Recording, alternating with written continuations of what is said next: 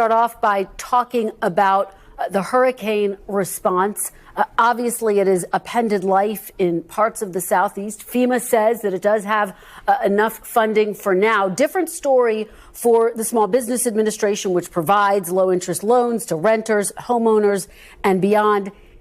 SBA is saying it could run out of funds within mere days. Mr. Speaker, you've said it's premature to call Congress back to get more funding, but has the possibility of leaving small business owners in a lurch changed your calculation? Congress will not leave small business owners wanting. I am a small business owner, and I'm from a hurricane-prone state, Louisiana. We're kind of experts in this disaster recovery. The SBA loan, as you indicated, is a small interest loan that helps people bridge the gap and get back on their feet. But importantly about that program, it is a supplement to private insurance and other disaster relief funding. And so by definition and necessity, it takes a few weeks to calculate it. Now, Congress is expected to come back. We're already scheduled to come back right after the election. We're 23 days out from the election. That will coincide almost perfectly, I think, with the time for most of these applications to even begin and many of them to be processed. Now, FEMA has received thousands of applications already, and they're going through that laborious process of affirming and confirming it. But when the time is needed, we will cover the needs of small businesses. Congress is all on board. Remember, one day before Helene made landfall, we appropriated $20 billion additional dollars to FEMA so they would have the resources to address urgent needs. But I'll say this is very important to note. As of yesterday, roughly 2% of those funds had been distributed. We need the Biden-Harris administration to get about the business of distributing the funds that Congress has already set aside. That is a really important thing. People are hurting. I've been on the ground in the most affected disaster areas, Florida, North Carolina. They really need the help. Mr. Speaker, just to be very clear, are you ruling out calling Congress back to get more funding even for the SBA? No, Congress will do whatever is necessary to cover the needs of the people. But see, what happens after a big storm like this, the magnitude of these storms was enormous. I mean, it's on the scale almost of Katrina, which we're still recovering from 20 years later in Louisiana. I know this process well. But the states have to go and calculate and assess the need, and then they submit that to Congress. So that takes some time, especially when you have a storm this broad and this wide affecting so many people. So as soon as those numbers are submitted to Congress, we will act, and it'll be bipartisan, and we'll cover the needs. All right, Mr. Speaker, let's move on to another big issue, abortion. You just saw in our new poll there's an historic gender gap in the election. In addition to that, the top motivating factor in this election is abortion. Donald Trump has proudly says he takes credit for overturning Roe v. Wade. He also says he would veto a national abortion ban. Let me put this to you. If you are, again, Speaker of the House, do you pledge not to hold a vote on any legislation that would ban abortion? No, Kristen, listen, this is really important what you just did there. We watched 4 minutes, Steve Kornacki showing all the numbers that Donald Trump is surging ahead, that Kamala Harris is dropping in the polls. The only bright spot for her was abortion, and that's what Steve just said. That's good news. When abortion is your only good news in an election, we need to be talking about what people really care about. I've been traveling around the country, okay? I've done campaign events in over 224 cities in 40 states. I'll do many more this month. I'm on the road again this morning. Everywhere I go, Kristen, and I go to blue states and blue districts, swing districts, the number one concern on everybody's mind is the cost of living. Right after that is the wide open border that the borders are Kamala Harris enabled and put together, all the catastrophe that comes from that. They're worried about the weakness on the world stage that Biden and Harris have projected, which has gotten us into the most dangerous situation since World War II. That's what matters to people. That's why Trump is surging in the polls, and that's why we are going to win this election, the White House, the Senate, and the House. But, Mr. Speaker, just to the substance of my question, I understand there are other big issues, but on this big issue, which is critical to a lot of voters as well, do you pledge, if you are in fact Speaker of the House again, not to bring any legislation up for a vote that would ban abortion at the federal level? We're nowhere in a universe where that would be possible right now. The next Commander-in-Chief, Donald J. Trump, has said this is an issue in the states right now. That is exactly what the situation is. But he said he would veto. He said he would be. Yeah. You want me to answer the question? Let me answer the question, okay? Before you can have political consensus on a divisive issue, you have to have cultural consensus. Remember, politics is downstream from culture. We don't have that right now. There's a lot of difference of opinion out there in the states, and we've got to work through all that. And those of us who are pro-life and believe that life is sacred and that everybody should have the chance to be born and to live. I mean, I'm the product of a teen pregnancy myself. This is my life story. Yeah. I believe that that's an important issue. But I've got to build a cultural life. I have to build a cultural consensus. We're nowhere near that in this country. We know that. So there's a lot of work to do. Donald Trump said this is a state's issue. He's going to be the commander-in-chief. That's the end of the story. But, Mr. Speaker, you co-sponsored the Life at Conception Act. You are the Speaker of the House. The Life at Conception Act would have effectively banned abortion at the federal level. So I think a lot of people want to know where you stand on this, because Donald Trump has said that he would veto a national abortion ban.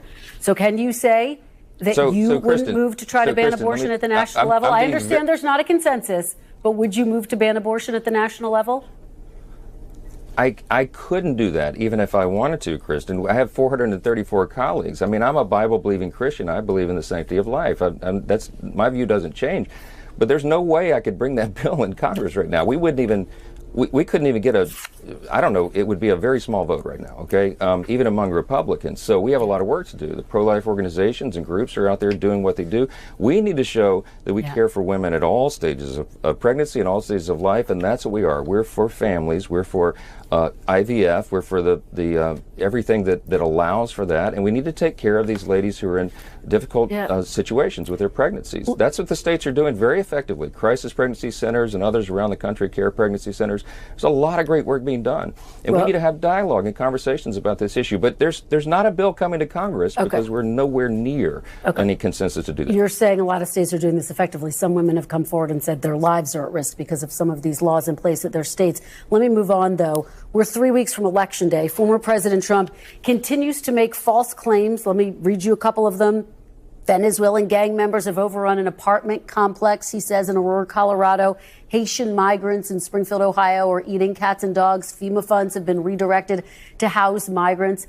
Mr. Speaker, all of those claims have been debunked.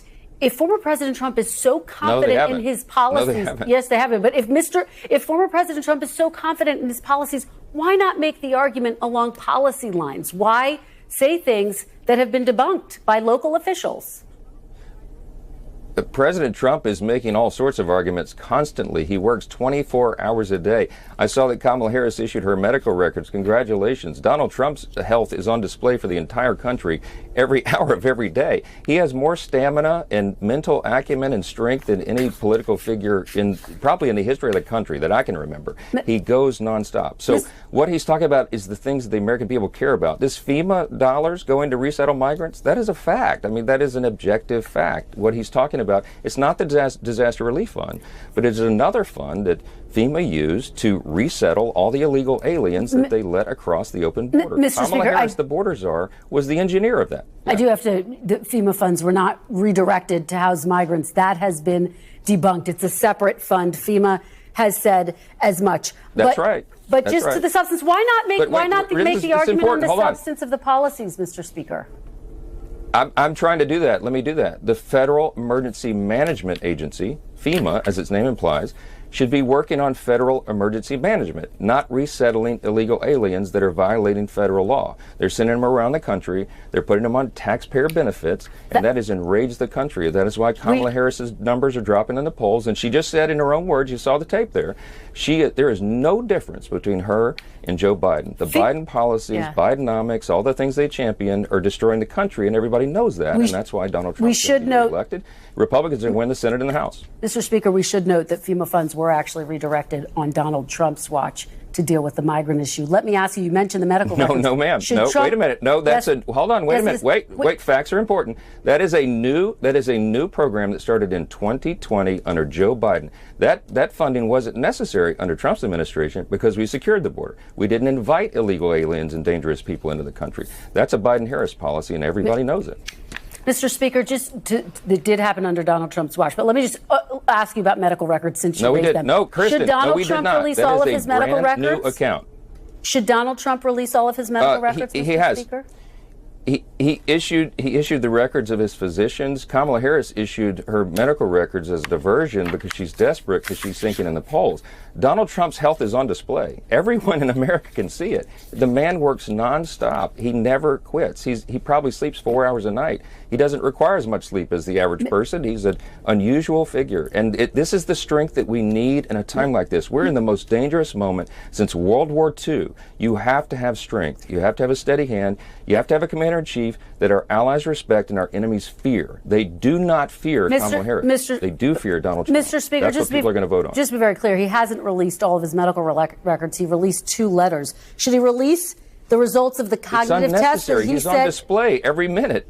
So it's unnecessary. Right. You concede that he didn't release his medical records. You don't want to know things like his cholesterol level, whether he's dealing with any issue that we may not know about if he's going to be commander-in-chief. And he also said he would release cognitive tests. Listen to your question.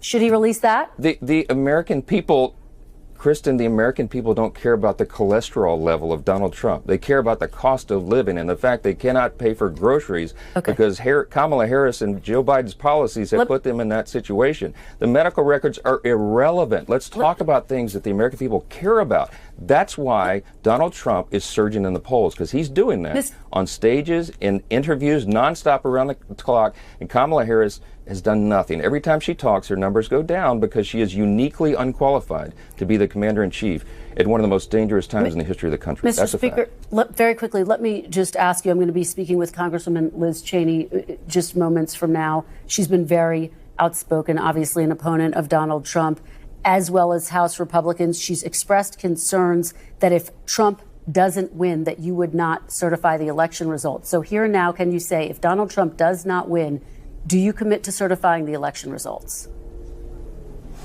Kristen, I'm a constitutional law attorney. I've dedicated my life, devoted my life, and demonstrated every day that I will uphold the Constitution. We are going to do our job in Congress. A free and fair and legal election will be certified, and that is our hope and prayer across the board. Of course I'm going to follow the Constitution. I'm going to follow the law. That's my job. It's my duty. I took an oath to do that, and I will fulfill my oath. Regardless of who wins, you'll certify the results. Regardless. Of course, yes, if the election is free and fair and legal, and we pray and hope that it is, there's a lot of work being done to make sure that's true. I think this one's going to be so large, there'll be no question. I think Donald J. Trump is your next president, and that can't happen soon enough. When people hear you say, if it is free and fair, does that not undermine people's confidence in the election results, Mr. Speaker? No, it shouldn't. No, it shouldn't, because what I'm saying there is what the Constitution provides, what the Supreme Court has affirmed time after time, what history has affirmed. Listen, Democrats have objected to slates of electors in every single election this century when a Republican president has won. Every single time. And yet they all conceded. Out there.